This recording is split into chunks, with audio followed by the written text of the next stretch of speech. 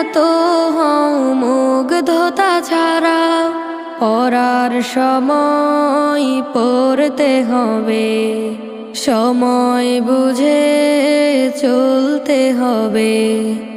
গুরুজনকে মেনে ওঠো স্বপ্নের চূড়ায়, ফুল ফুটেছে ওই কাননে দেখবি তোরা আয়। যার সুবাসে মুগ্ধ সবাই, শহর নগর গায়।